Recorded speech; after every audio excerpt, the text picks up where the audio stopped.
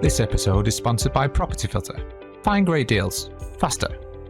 Hello and welcome to the Financial Freedom Podcast, sponsored by us at Property Portfolio Building. This podcast is designed by real people on their journey to achieving financial freedom, and we'll focus on people who've either already attained it, who are joining us on that journey, or maybe a specialist topic that can help you build your technical knowledge to achieving and maintaining that financial freedom. We hope you enjoy it. Welcome back to the Financial Freedom Podcast. Today we're speaking to Jason Dowling, originally from Southampton in the UK, now an expat living in the Sultanate of Oman. Yeah, that's it. Yeah. So Jason moved here with his family about 10 years ago as part of a job opportunity. He has built a successful career in facilities management, working on large-scale contracts across the Middle East and the UK. In the last couple of years, Jason has discovered property investing is now on the road to financial freedom, while continually working a demanding full-time job that you love, don't you? I certainly do. And he's also developing a UK property business remotely. So very excited to dive into this journey with Jason. So welcome along. Great to have you. Yeah, great to be in Dubai with you in the Middle East. Thanks very much. And yeah, it's good that you're able to be here as well, Tim. So I'm really pleased. No worries at all. So we always like to start with a bit of an icebreaker. So I just lay it out there. Just tell me something interesting about yourself. For my 40th birthday, and it's not a present, it was a challenge. So I challenged myself to go through a bit of pain because my life, there was no real pain in my life at that time. So I thought, how can I do that? So I thought, let's go from Land's End to John O'Groats on a bicycle. Nice. So that was to be unaided.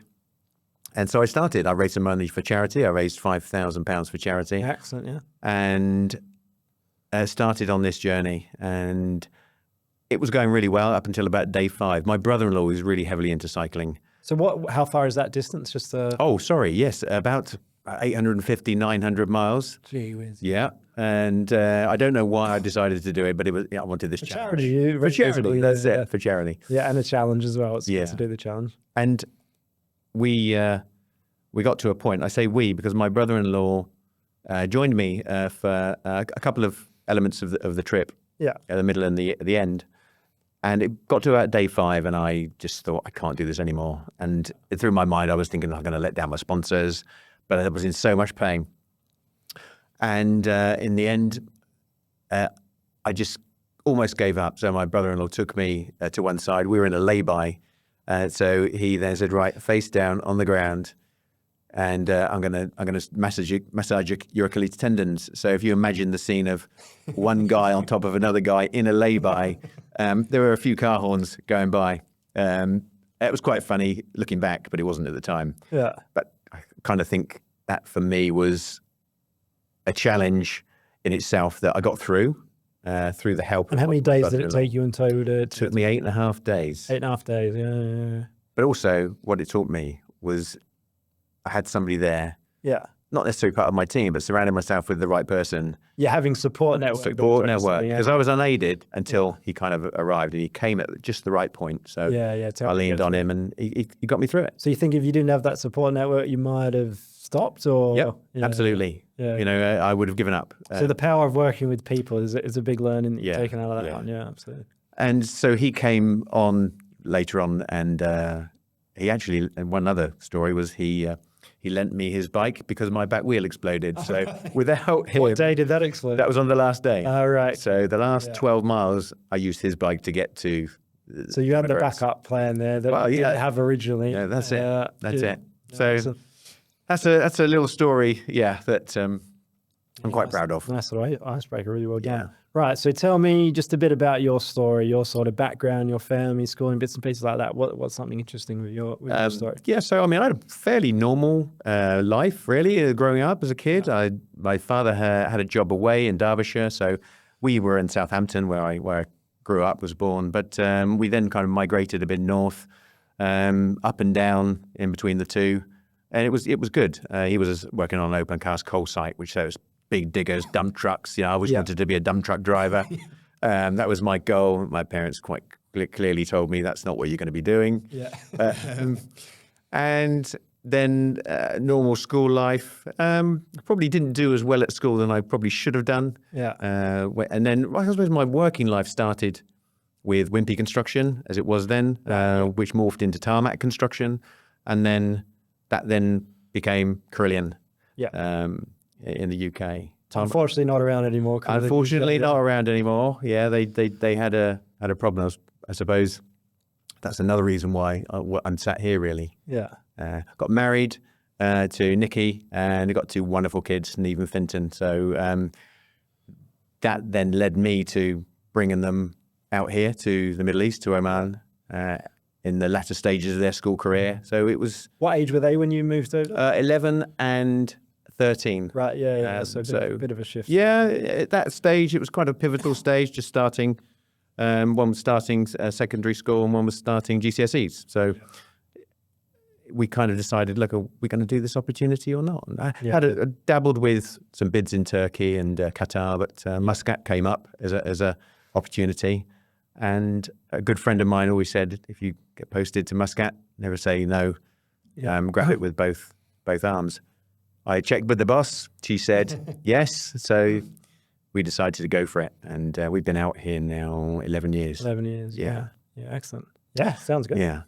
I think just to add to that Carillion, you said Carillion wasn't around anymore. And obviously those who don't. Yeah, obviously I know because I was working for a development company in the UK a few years ago when they went bump, as you call it. So we had some big projects with them at the time. Wow. And caused a few heartaches. Okay. And these are sort of things that can go wrong, especially on big development projects as well. Yeah. Yeah. And I think that it was at that time that I started to look at my future, because all around the world, Carillion was collapsing. Yeah. And in Oman, it was probably myself being in the right place at the right time. The local family, the sponsors, decided to keep the business going. You were safe from it. And UK. I suppose it was safe. We had profitable business at the time, and so it was a case of business as usual.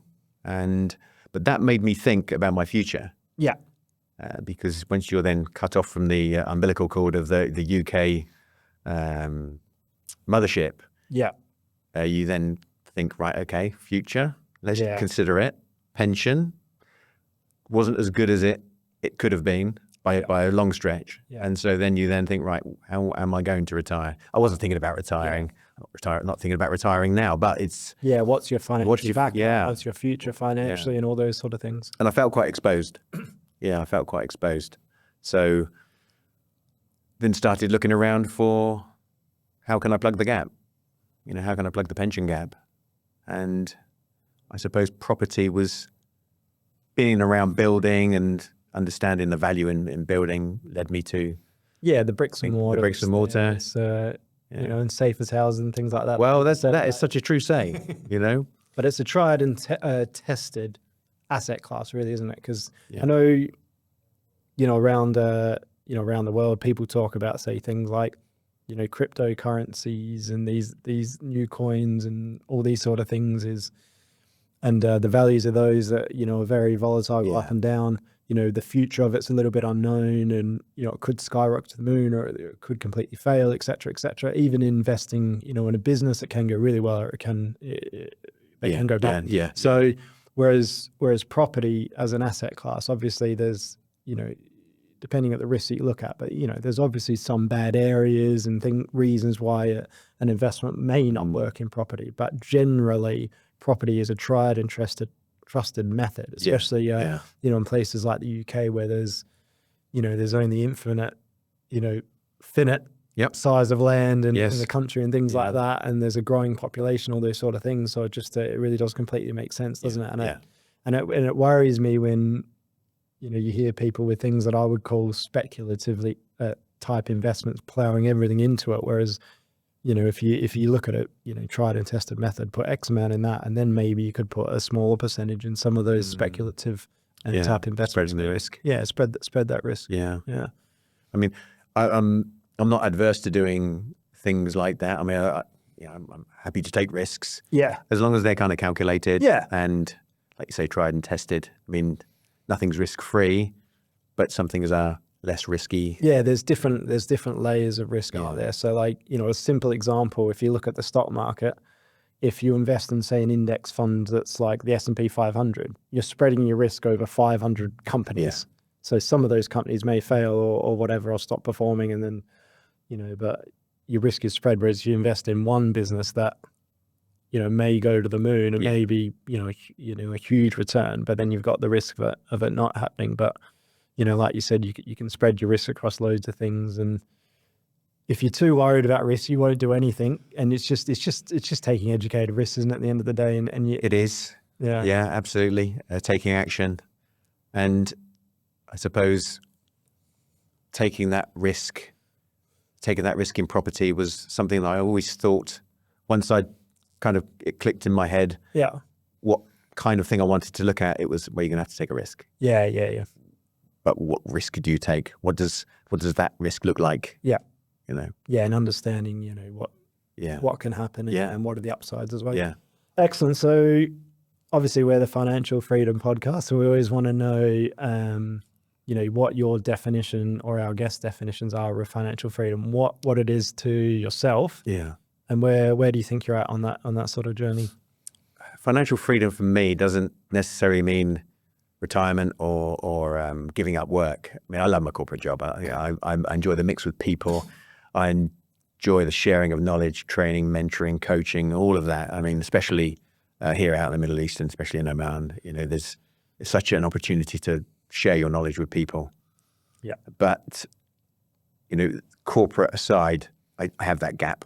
And so for me, financial freedom is plugging the gap, and in X years' time, thinking, right, I've got enough to go for the next stage of my career. I don't think I'll ever give up work. Yeah.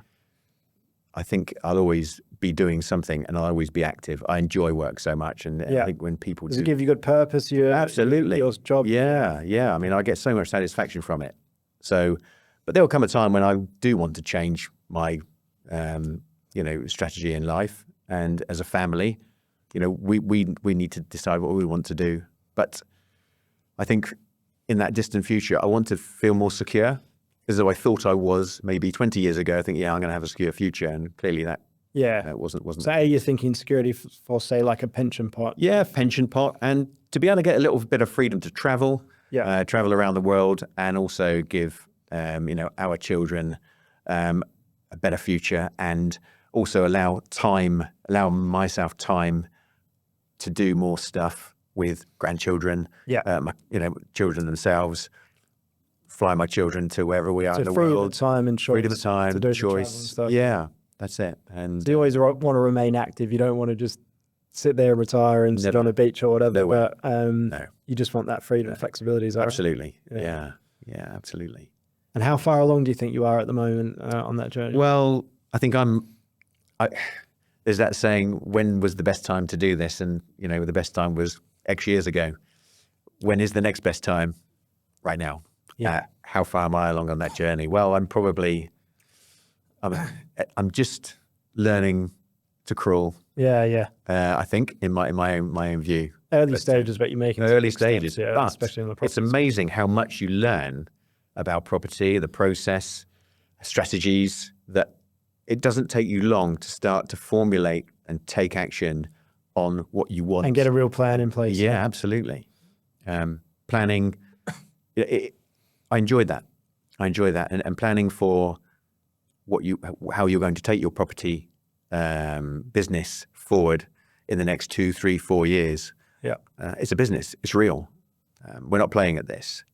And I've treated it as such, is that if you want the results, then you've got to commit to the plan. Commit, take it seriously, absolutely. Take action. Yeah. So we know this isn't a game. It's not a hobby. It's real. And I want to be able to deliver a result in maybe 10 years' time that I'm really comfortable with, my family's comfortable with. And the good thing is, when you do take the action, you see that tangible, actual result of, I've got this property, I've got this income, etc., this equity or whatever. It's actual, real, tangible stuff, isn't it? This time last year, I'd never have thought the way I think now. That learning process, working with guys like yourself. You'd have thought, I would have said you are crazy, and it's amazing that you would have told yourself you're crazy. Oh, absolutely. Yeah. And just that education, the networking, the introduction to a new income stream, as it were. New income stream, a new way of thinking. Yeah, a new way of thinking. And applying what you learn in the corporate day to day. It's very similar to applying what we do in the property business. With plans, with action, results, monitoring, making mistakes. Yeah. You know, I mean, you make mistakes, but they're calculated risks and they're always recoverable. Yeah, recoverable. And then you have a learning and a reflection or whatever, isn't it? Yeah. But no. So that's kind of where I am at the moment. I think I'm at that beginning stage. And having just recently purchased a property, I'm now looking forward to the development stage. And bringing that to life towards the Q3 part of the year. Yeah, absolutely. So moving on to the next question then. So leading quite nicely. So what strategies at the moment are you using to achieve your financial freedom goals, and what do you want to use? Well, I love HMOs. So property, HMOs. Property, HMOs. That's it. I don't mind buy-to-lets. I just like the cash flow of HMOs. And yes, they are noisy assets, and they always will be noisy assets to a certain degree, but it depends how they're managed. And if they're looked after and maintained and managed well, then... So they can be, I mean, my perspective is always they can be quite noisy. They can be relatively passive with good management, good systems and things like that. So it can vary a bit. Whereas a single let, even if it's poorly managed, it's quite passive. Yes. Yeah. However, unless the agent's just annoying you about every little thing all the time or something like that and not managing it effectively, and the tenants are wrecking the place or something like that, then it can be a bit noisy. Yeah. I mean, we have rented out our home previously, and I did look at buy-to-lets, and maybe 2-3 years ago, when I thought property might be an avenue to follow, a good friend of mine back in the UK successfully had a small buy-to-let portfolio, and I thought, well, that's good. And then interest rates went up. Yeah. And I just thought, oh no, property's not for me. This doesn't work. And I kind of left it. Yeah. Reintroduced myself back. I suppose that is one of the other positives about HMOs, probably, in the last 2 or 3 years when interest rates went from in the UK basically 0 up to, 5.5%. HMOs, because say you've got the multi-income streams and everything like that, and it is higher cash flowing, it is a bit more protected against, say, those interest rate hikes. Because a buy-to-let, I think what's happening now in the UK is like the buy-to-let, the rents, because demand is so high, are now going up quite a bit. But the interest rates went up, say, overnight or very quickly, didn't they? Yes, within a few months. So some people went from, say, 2% to, say, like a 6 or 7%. That would have wiped out all their profits straight away, and they probably couldn't up the rents, or they might not have even raised the rents. Whereas now the buy-to-let's starting to come back because interest rates are starting to squash down a bit. Yeah, they've come down a little bit, but because of the demand and supply disparity, the rents. So let's say something a couple of years ago was £1,000 a month. It might be 1,200, 1,250. So the rents have gone up to give you your profit again now. So buy-to-let market's starting to come back a bit, but again, that's the positive of the HMO in that difficult period where interest rates went up really sharply, is that HMOs were more protected against that sharp rise in a way. Yeah, sustainable. So that's my strategy. We're comfortable with that. Nicky and myself, we take decisions jointly, and we feel that if we pursue that strategy for the next 3, 4, 5 years, then that'll get us a good way along where we want to be. Yeah, excellent. Sounds good. So on this show, we talk about, routines and everyone's typical day, because we want to make it real life for our listeners and what our guests do in a day today. So can you explain to me what's a typical day for you? Typical day? Well, typical day for me would be, rise early. Yeah. How early? Well, I say early for me. I'm up at 6. Up at 6, yeah. Yeah, I'm not a 5 o'clock person at the moment. Sometimes I do. I think 6 is quite. 6 is I read enough. somewhere the other day that the average waking up time in the UK was something like 7:23 a.m. or something like that. So if you're 6, I know you're in the Middle East, but you are an early riser, aren't you? Yes. Yeah, you have to be. 6 up at 6. Check emails. That's the first thing like we all do sometimes. I'll reach for the phone. I'll go through the email. So just check, because we're 4 hours ahead of the UK. Yeah. for half the year. So has anything happened overnight? So you just check that, and emails, messages, and so that's mainly. And then I will probably, if anything is answering urgently, I'll do that. Then it's into the office, it's corporate world, and we will probably not see. I probably won't do anything with regards to property unless it's an urgent or an emergency thing. Find time, lunchtime, to drop off a few emails. Yeah. But then it's evenings, back in the evening. Has anything happened in the day? Keep in touch with people that I need to. Answer emails, especially things that need to be answered quickly. That same day. And then it's really the weekends that I devote a little bit more time, strategy, and checking that what's the next week look like. So it's really a plan. So and I suppose in my calendar it's what's happening tomorrow, what's happening the next day. So I'm on top of that. So it doesn't affect the the day job, the corporate job. That's where I am still, and will remain to be. Keeping that balance, isn't it? Yeah, it is a fine balance. Sometimes when you do need to make some hard decisions, you just got to work hard at it. Absolutely. So you are one of our PPV clients, which is great to have you on board. I'm pleased to be here. We've now sourced your property, and we've got the development works on start happening. Can you tell us a little bit about that project, and a little bit about where it is, what it's going to be, maybe a bit about the numbers as well, just so our listeners can get a bit of a case study of that. So that was purchased, that was done by auction. So I did that. That was a very nervous moment with the mouse clicker.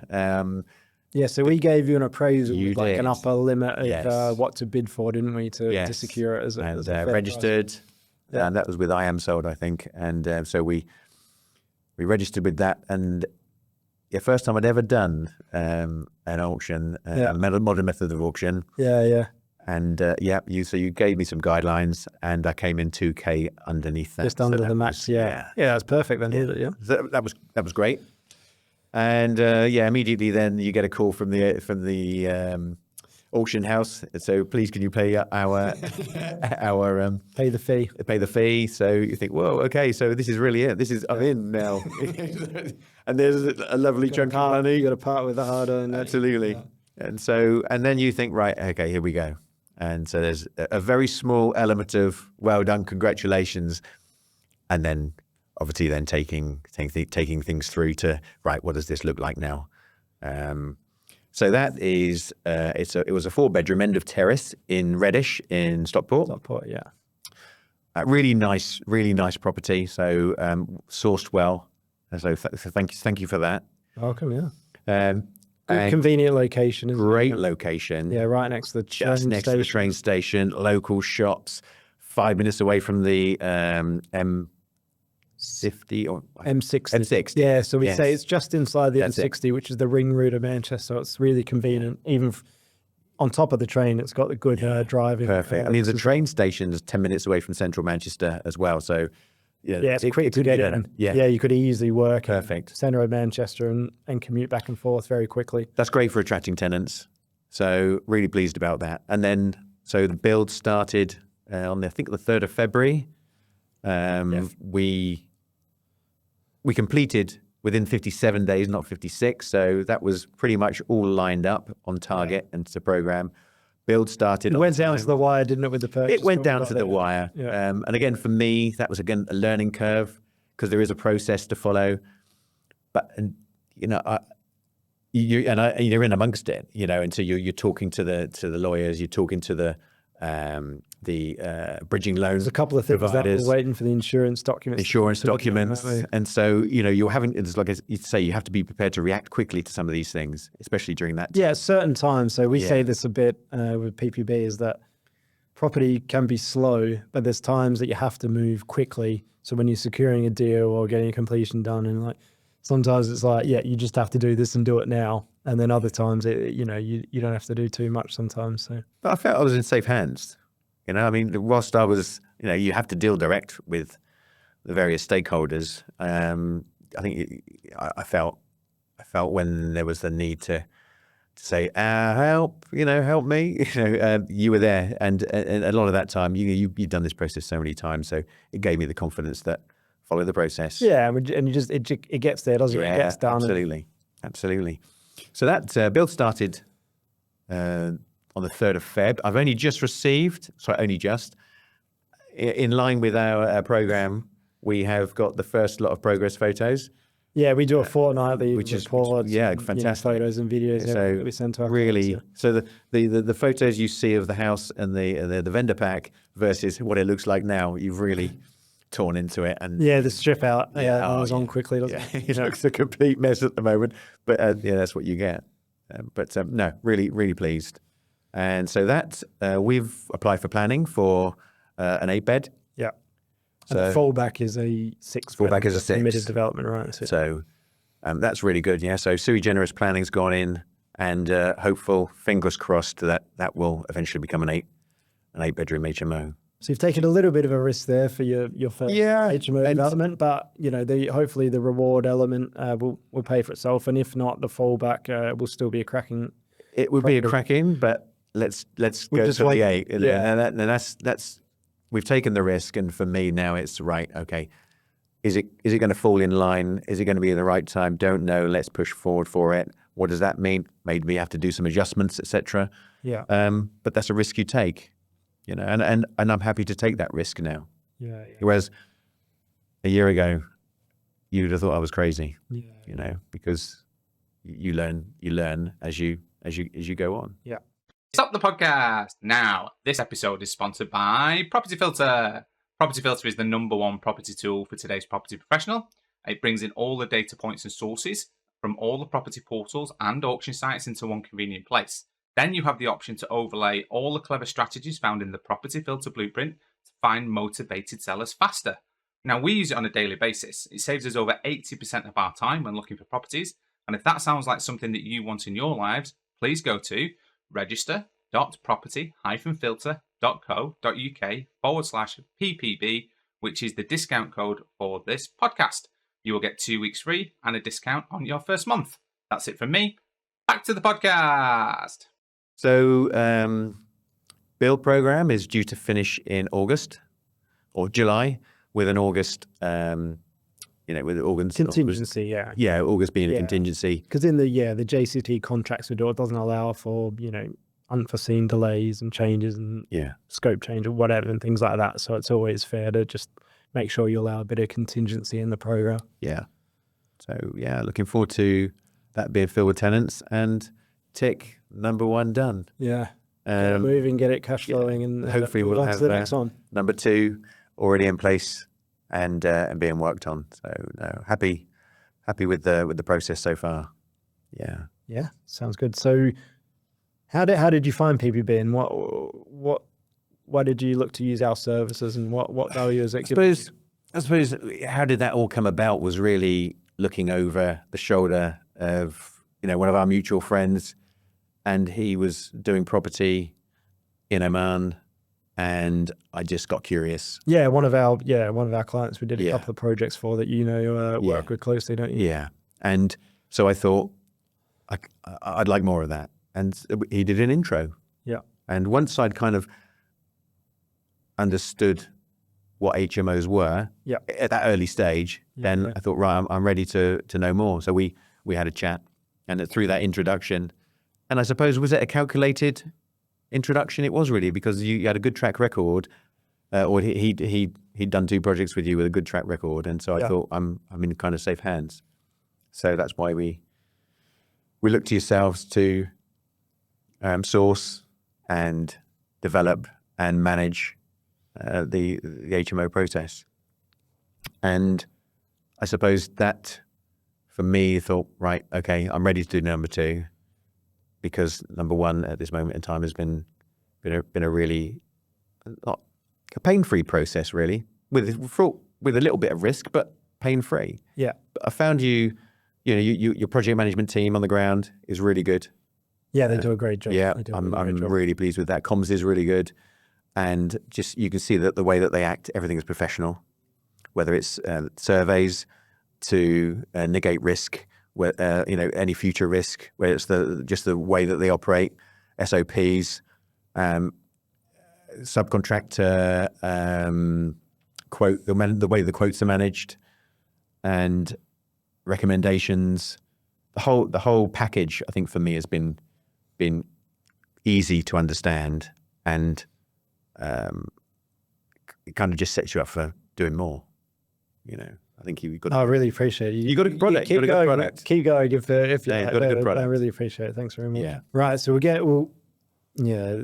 going to be a great project, great location, and you've for your first one to potentially get an 8-bed HMO is another good case study for any other listeners as well, to know that even though you are based in Oman, you haven't done a HMO development before, you're able to get lending for it.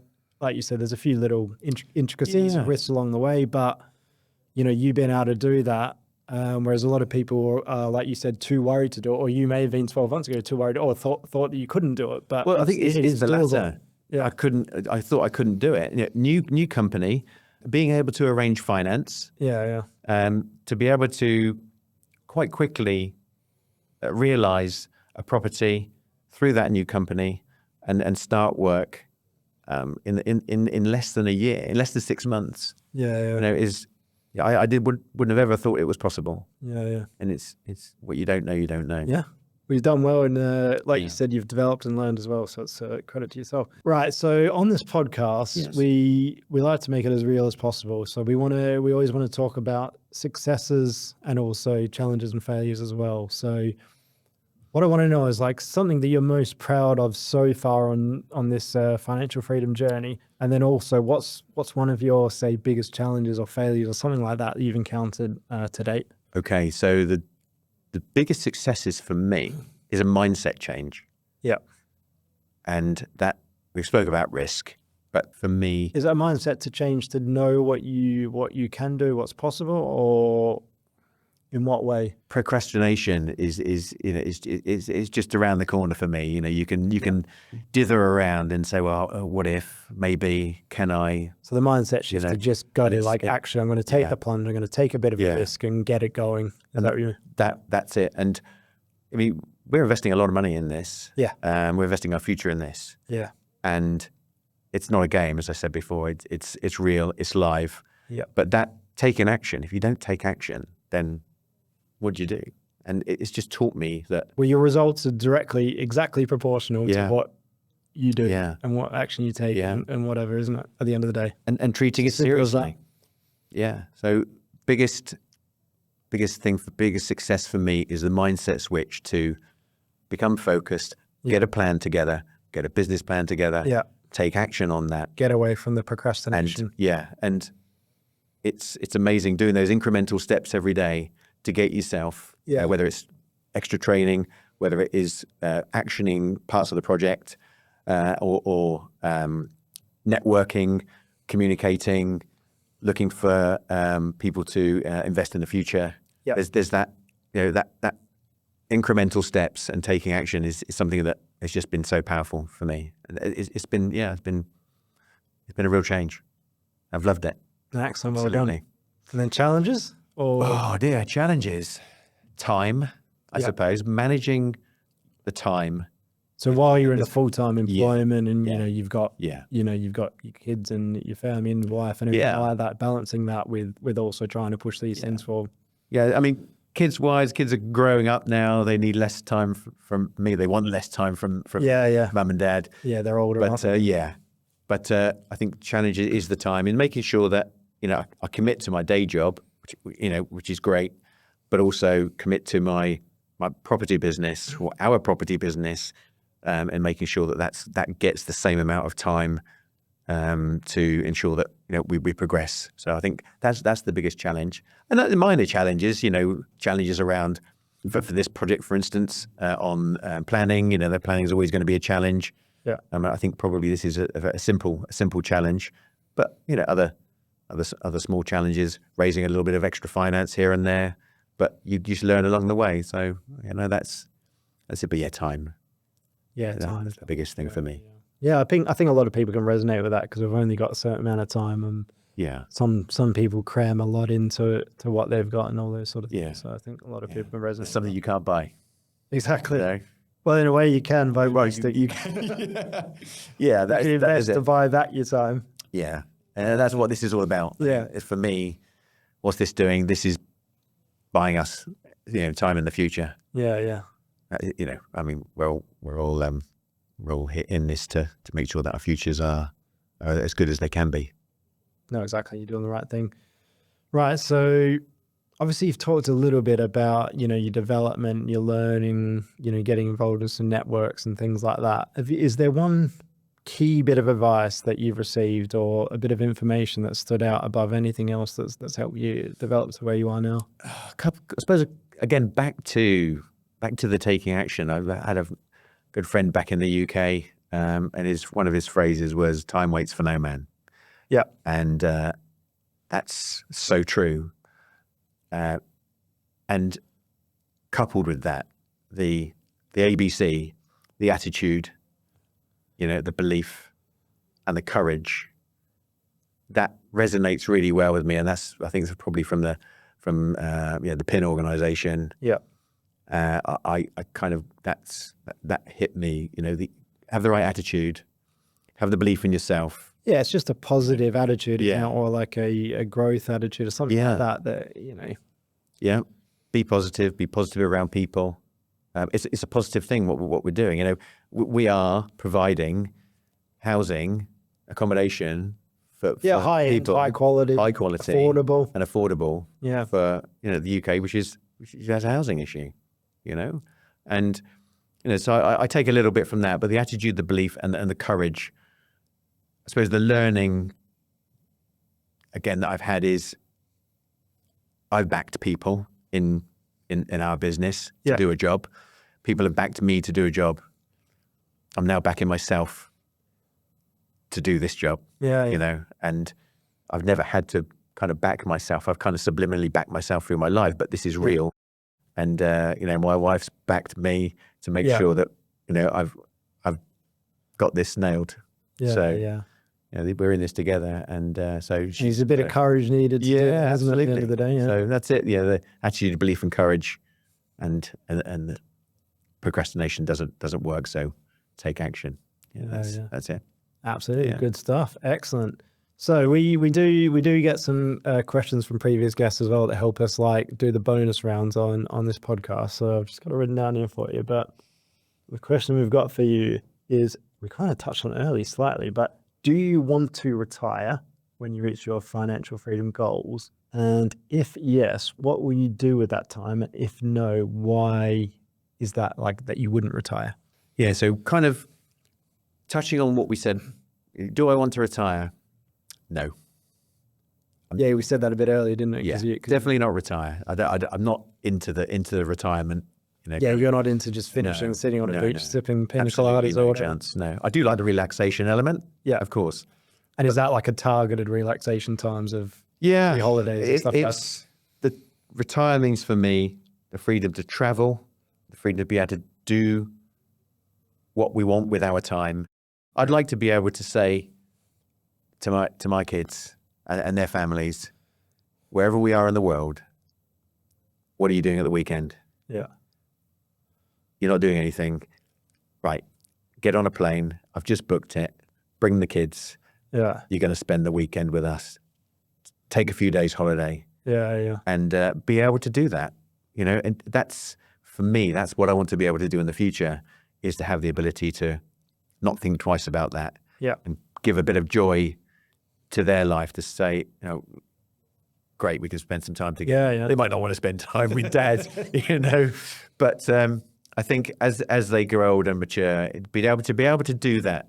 Yeah. And then for myself and Nikki to be able to say, what should we do this weekend? Should we go and fly to here or here, or shall we go here? And just that. And I'm not talking about extravagance here. I'm just talking about a bit of freedom to be able to choose. Well, the other good one is, and we like to do it, is at the start of the year, just book in your times for holidays, or because we do it at the moment every 6 weeks we do a trip with the family. I've just had a really big trip, so I shouldn't talk too much about that because my colleagues might be a bit jealous, but Yeah, we just sort of book out and target out those times. We go, these are the times we're going away, book them out, and then you're set, and then your other work schedule almost works around that. Yeah, and I think as I've ever had the opportunity to do that. So to be able to do that, yes, you can book holiday, but actually, no, we're going to go here, here, and here. Yeah. Or we're going to do this, this, and this. That could be sort of simple things, go and see a concert, booking the tickets and going, or going to see a motor race or whatever. Have a bit of a rewards list that you can tick for the year or something like that. Absolutely. But just that freedom, a bit of choice, and the flexibility that this can kind of give you. Yeah. Excellent. Sounds good. Right. So we ask you to bring a question for what have you got? Okay. So yes, I have a question, and I've wrote it down. So I'm an investor who operates remotely. Yeah. And I have to rely on others to execute. And that's what we do. Yeah. So I've said, how do you feel you build long-term trust in property investing with your investors, especially when, I can't be there in person. I trust you implicitly. How do you kind of build that trust? What do you do to give people that trust in yourself? Yeah. So obviously, like in our business, we only have a certain amount of clients. So, we've got X amount we can do. We work closely. We bespoke, source the deals and things like that. So firstly, we just want to make sure that our services are actually suitable for that client. Yeah. Because what we can get is, especially if we do some big social media campaigns or something, we get a lot of people reaching out, networking events and things like that. But a good percentage of them, our services just aren't suited to them. So we can work that out, A, just through discussion. B, we use a system called ScoreOut. So we have a, and I can't remember if you did that when we first got in touch, or it came on after you did that. But we have a set of, say, 15 questions, and we get the responses back. It takes 10 seconds, but then from that we can tell whether what we offer is actually suitable to our client. So it gets rid of the noise of talking to people that we're just not going to work well together. No. Or we don't provide what works for them as well. And also we actually we just call it a no dickheads policy. And we use that not just for clients, but like across the board in how we work. Yeah. We that's one of our core values in our business is no passengers, no dickheads. I'm pleased. I'm pleased that I don't fit that pass the no dickhead policy. But yeah, it's not like in our business we can't have any passengers because we're a fairly small, medium lifestyle type business. If someone is a passenger, it's just not going to work. So we can't really have them in our business. Ultimately, our mission as a business is to help clients achieve and maintain financial freedom. We want to make our services hassle-free as possible. But if our services aren't right for a client, or their personality's not right, or their mindset's not right, and it's going to be hard work, then we just won't sign up, because we do say we're invitation only, and ultimately to get signed up, we have to invite you into the program and say it's right for you. If your mindset's not right, your expectations are, ridiculously inaccurate, or everything's a problem or a challenge or hard to deal with or whatever, then, ultimately it's probably we're not the right service for you. And even sometimes we have had challenging clients that we've said that, we may not be the right service for you. If you want your money back, we'll give it to you type thing as well. So I think the combination of those things builds up whether we trust or work with someone on that invitation only basis.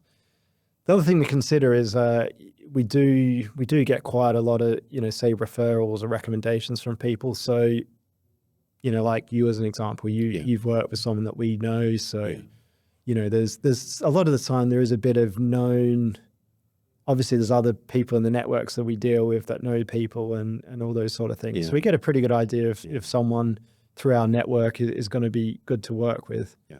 So I suppose a similar approach that people should take with service providers like us is it's know, like, and trust, isn't it, at the end of the day? Yeah, I think so. I mean, for me, trust is quite a big thing, and and putting your faith into somebody that we didn't know each other a year ago. Yeah. And having that ability to say, I trust these guys implicitly.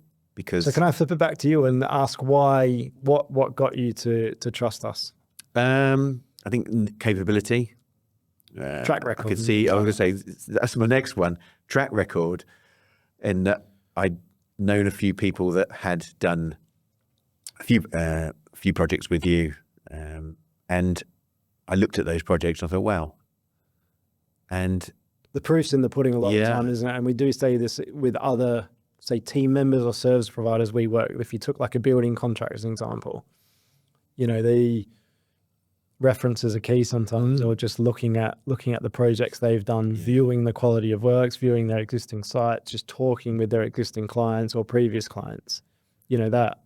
And if you can't do those things, maybe you can't work with that contractor. Either they're new and they need to build up the track record, and you don't want to be the test bunny for it. No. Or if you can't get that information, that probably tells you enough, I think sometimes. Yep.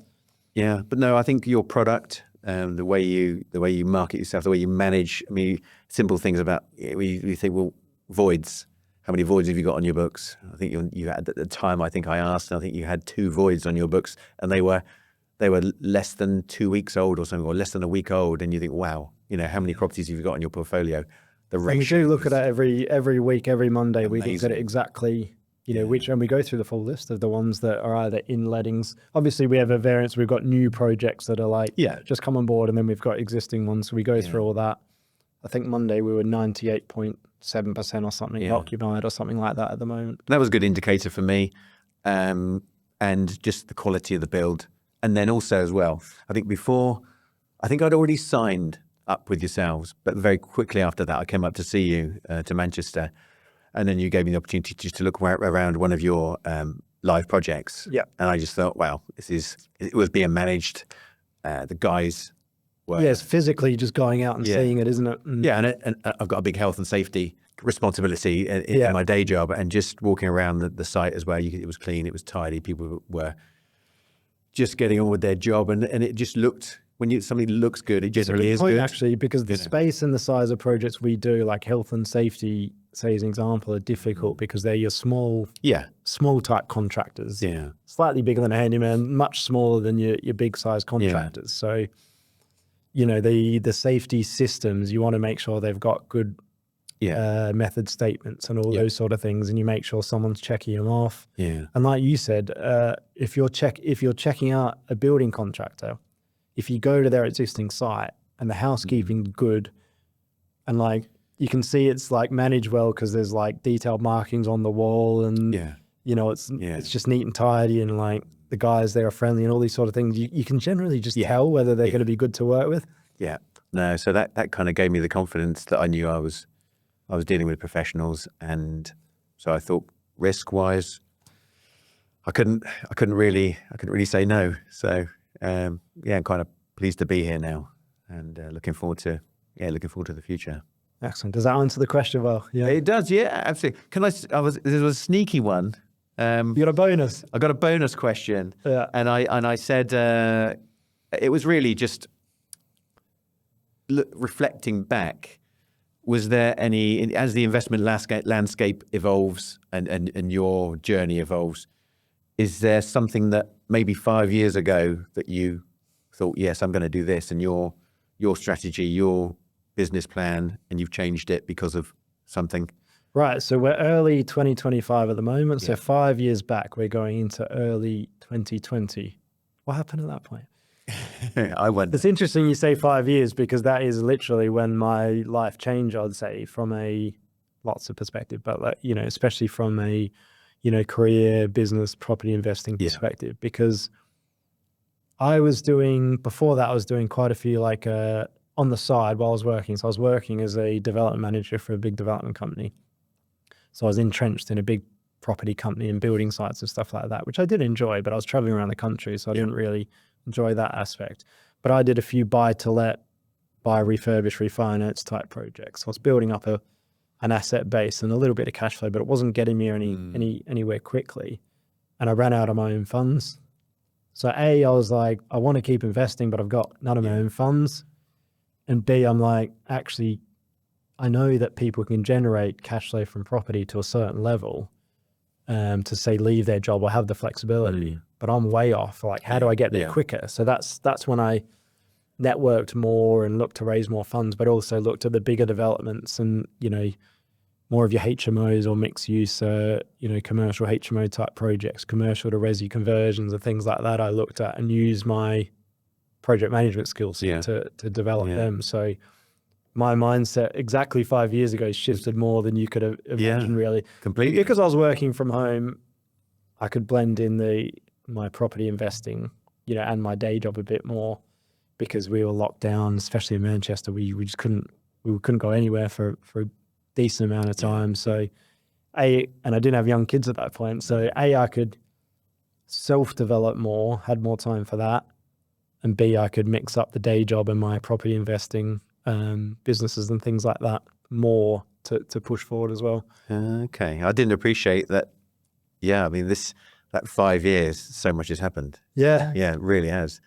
Not just in your property world, but you've got two lovely children. Yeah. Yeah. And obviously, I was married at that point in time. We were planning to have a family. So it was sort of like, oh, what can I do to get in place for my future family and things like that. So the other thing I'm trying to think about is it's going through that cycle of real change of the world and say the investing world and things like that. Because if you think at that point in time, interest rates were nothing. No, weren't they? No. Well, the base rate was nothing off the back of the financial crisis that happened in 2008. Yes. So for 12 years, interest rates were at nothing. So I only knew that world. Whereas now, 5 years on, I've learned that when rates are that low, fix everything as long as possible at the lowest rate. Whereas at the time, I just didn't know, I didn't realize that. I mean, I sort of knew, but it wasn't in the forefront of my mind that if there's hyperinflation because of a pandemic, rates are going to go up and they're going to go up steeply.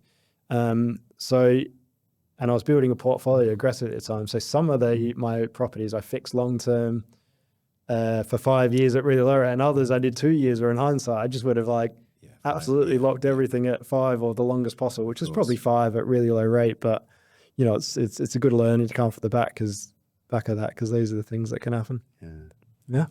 I didn't appreciate that, when you, I've known you for that long, really. And when you see the journey you've come on, it is astronomical, the business you've created, product you deliver now. And it's almost like, I've always thought, that they do that.